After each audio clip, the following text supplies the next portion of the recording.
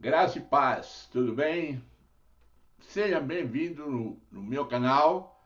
Você vai aprender aqui muitas coisas interessantes relacionadas à vida da igreja, à pregação, à teologia, à Bíblia, enfim, tudo aquilo que você precisa aprender e assumir como algo da sua vida para praticar um bom ministério ou uma vida cristã saudável. E nesse vídeo, nesse treinamento, nestas aulas que eu vou ministrar agora, vou passar então para plantando igrejas saudáveis, da segunda parte.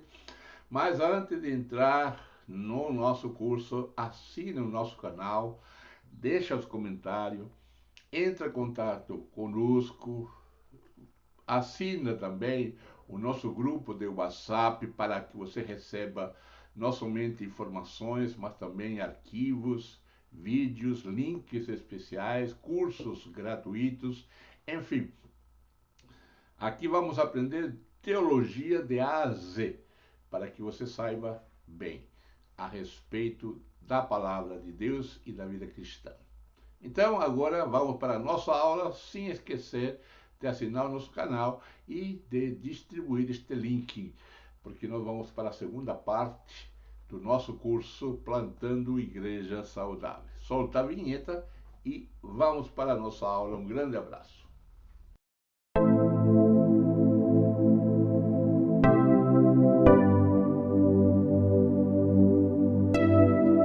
Muito bem, estamos aqui então para a nossa aula de hoje e agora vamos conversar então nos próximos minutos em dois temas. Como você vê ou como você vê a igreja que vamos plantar. Como você vai observar essa igreja que você vai plantar no futuro. Isto é, ter um plano, um objetivo, uma visão e depois vamos ver rapidamente algumas questões, como pode começar, o que passo devemos tomar para começar então a plantar uma nova igreja. Eu quero te falar uma coisa. Aqui está nos comentários. Você pode deixar a sua pergunta, alguma ideia que você gostaria que eu expusesse, para ampliar esta questão de treinamento de ensino, ensino para plantar igrejas. Então, você pode deixar o comentário e, por outro lado, você também pode me contactar via e-mail e podemos até conversar via chat ou uma videoconferência, um papo via Skype, porque eu acho importante você trocar algumas ideias com alguém que já caminhou alguns passos na frente ou que já, podemos trocar experiência. Você pode me ajudar para conseguir ver o melhor jeito de ensinar este assunto. Porque muitas vezes eu vejo de que as pessoas falam assim, mas aquela igreja é muito grande, o que ela faz? Pode até ser, mas ela um dia começou pequena. Então, assim, uma igreja que tem vamos dizer, uma estrutura maior, tudo bem, você faz uma estrutura melhor à luz daquilo que você pode extrair o melhor.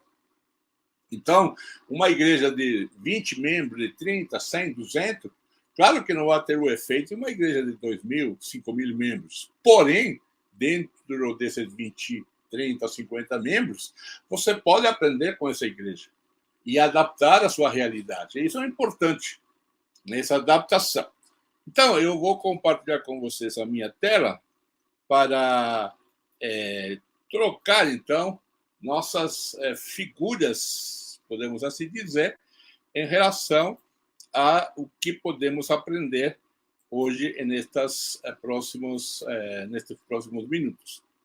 Bom, como se vê a igreja que vamos plantar? Essa é uma questão que precisamos ver.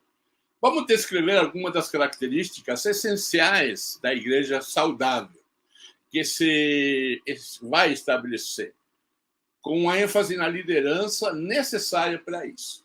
Tá? E depois temos que apresentar 4 áreas vitais, para alguma pode ser 5 ou 6, vamos ver isso também, da igreja saudável, e logo as 5 funções vitais da mesma. Então, por que eu coloco algumas pequenas diferenças? Isso vai depender da sua filosofia ministerial também. Então, este aqui é um ponto de partida e não é uma fórmula mágica. Então, vamos lá. O que nós podemos dizer, então, sobre estes temas? Quando nós pensamos de uma igreja que tenha ou vai a ser plantado, nós devemos começar com o fim na nossa mente. Como terminar?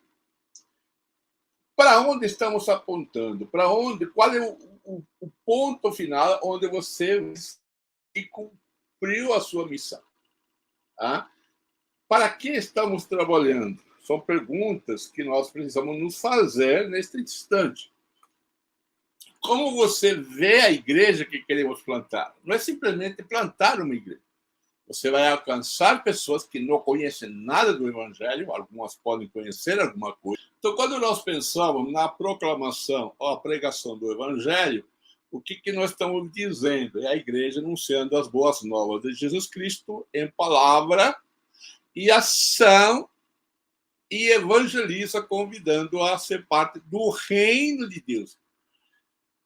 Este treinamento enfatiza muito a ideia do reino de Deus. A plantação de uma igreja saudável, que ela tem em foco o reino de Deus. E quando eu falo o evangelho do reino de Deus, eu não estou tratando simplesmente da alma, eu estou tratando do todo. Há uma preocupação da criação, há uma preocupação da saúde emocional, há uma preocupação da saúde familiar. Então, quando o projeto de uma nova igreja, ele deve pensar no reino de Deus e no ser humano de forma completa, de forma holística, integral, total. Não somente a salvação da alma.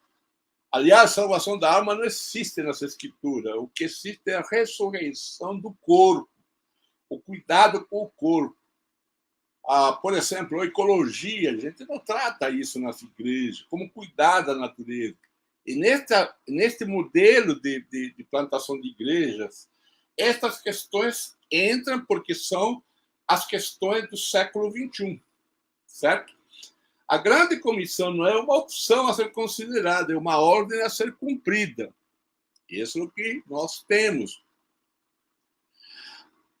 Proclamação. Existe uma escala de Engel, chamada assim porque o autor desta escala descobriu, fez um estudo de sobrenome Engel, agora eu esqueci o nome, mas você pode pesquisar na internet, a escala de Engel, sobre crescimento da igreja. Então, o que ele faz? Uma análise de como que acontece uma conversão.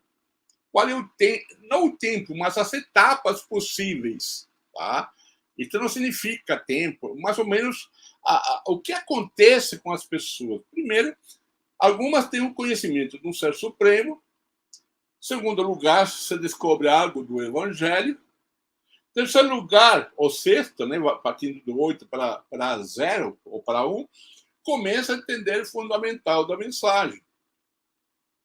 Em quinto lugar, começa a entender as implicações pessoais da mensagem. Depois, ele sobe um degrau e vai para uma atitude positiva para o Evangelho. Depois, considera o que custará se tornar, se ele toma uma decisão. E depois decide dar um passo de fé, arrependimento e a fé em Jesus Cristo.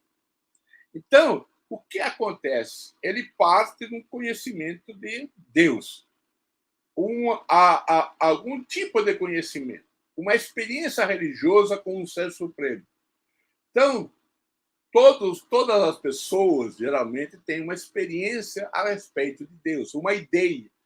E ela tem que, para poder chegar ao arrependimento e à fé em Jesus, ela vai seguindo esses passos. Pode que aconteça tudo de uma vez, mas, ao mesmo tempo, por etapas.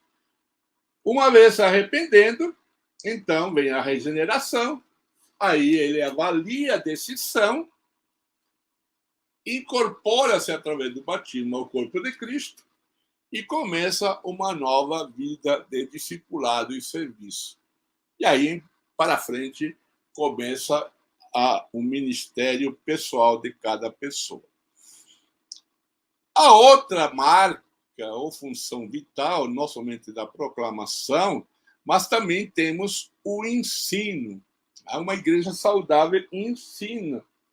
E a igreja, então, em 2 de Pedro, capítulo 3, versículo 18, mostra, então, que ela ajuda o povo a ver Jesus claramente, a conhecer sua vontade para suas vidas e equipá-lo para segui-los em todos os aspectos da vida. A ensinança, a educação tem a função discipuladora.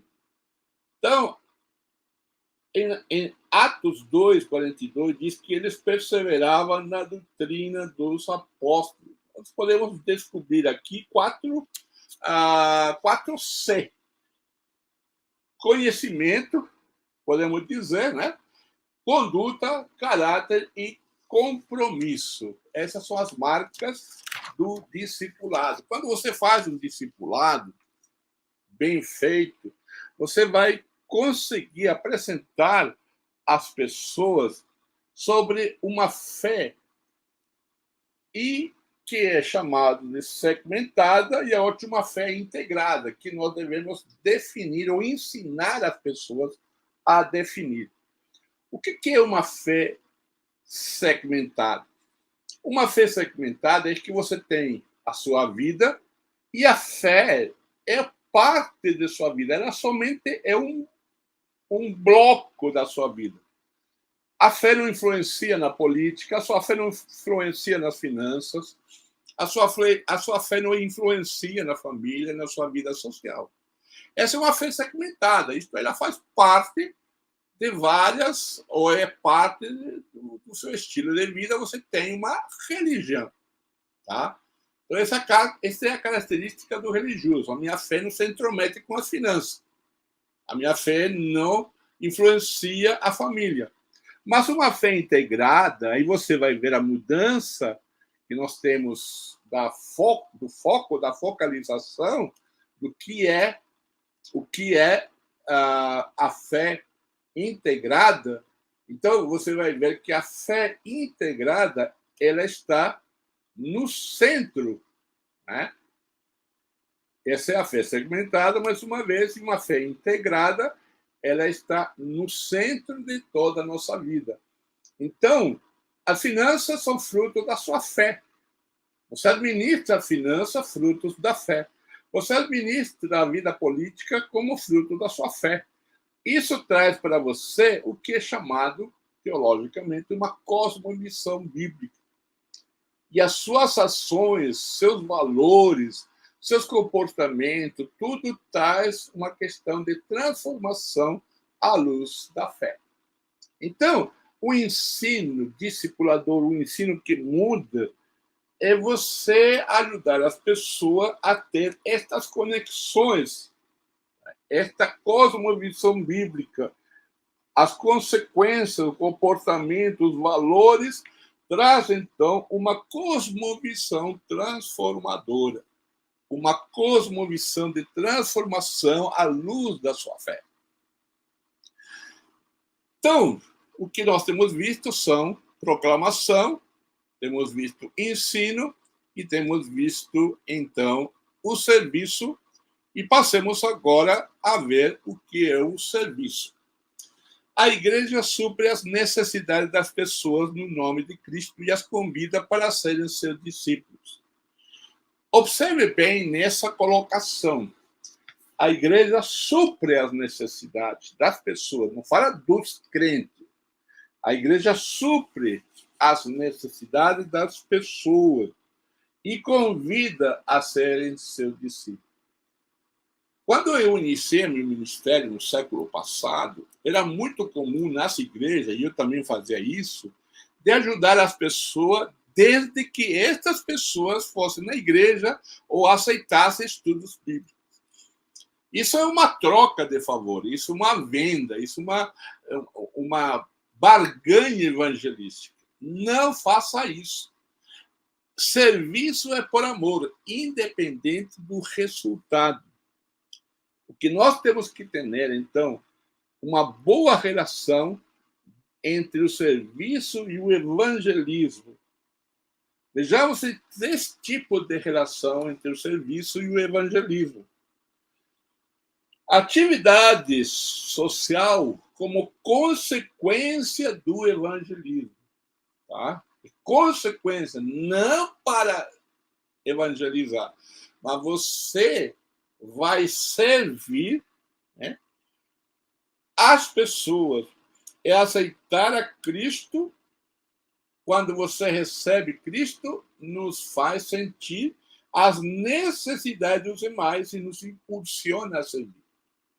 Se eu me torno um cristão, eu me torno alguém para servir essas pessoas, não para ganhá-las por causa de algo que eu dou.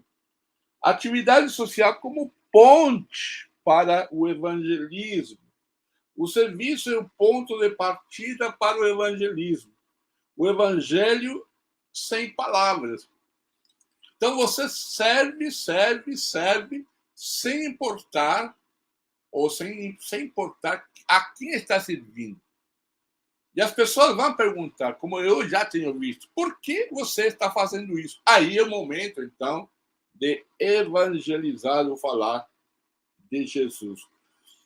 E, em terceiro lugar, a atividade social como acompanhante do evangelismo. Falar de Cristo enquanto servimos é muito bom.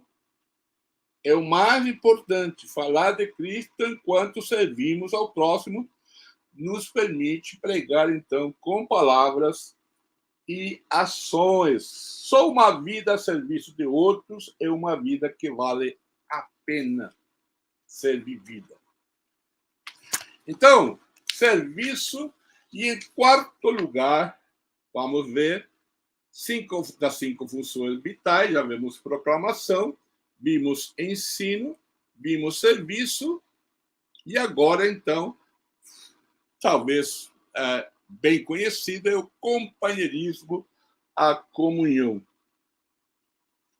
Servimos para fora, mas entre nós, membros, nos ajudamos mutuamente nas cargas, nos pesos, mostrando a compaixão de Cristo. Os membros se ajudam mutuamente, mostrando assim o amor de Cristo. Porque nós temos alguns textos que você tem alguns versículos, João 4 ou João 17, tá? Nós temos João 17, temos os grupos pequenos e temos também problema de conflitos, aonde nós podemos ter comunhão. Você pode ter visto que o último é solução dos conflitos. E, por último, é o mais conhecido por os crentes, logicamente, é a adoração. Tá?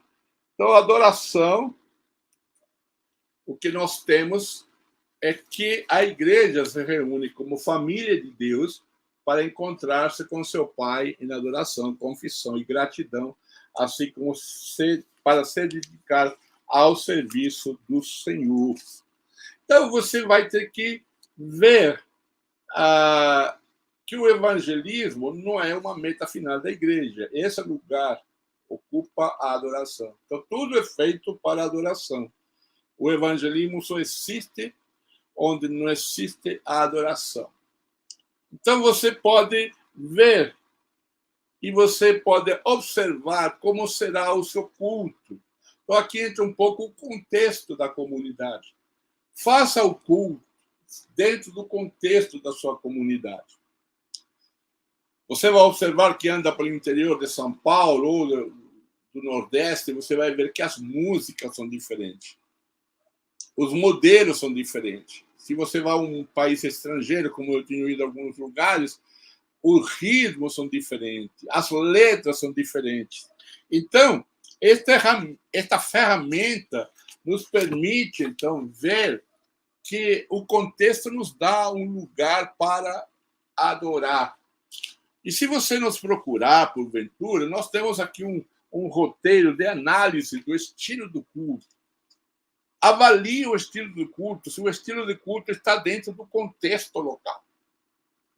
Hoje, por causa da globalização, por causa da própria internet, nós temos possibilidade de conhecer muitos lugares de culto. E, ao mesmo tempo, trazemos para dentro do nosso contexto um modelo de culto que nós podemos gostar, mas a igreja talvez está fora de cogitação de ver esse estilo de culto.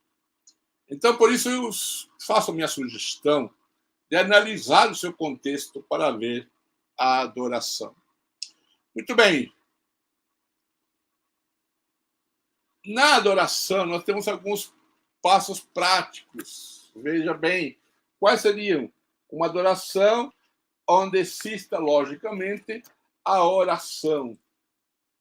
Uma adoração onde podemos ensinar a começar uma disciplina de oração pessoal, particular.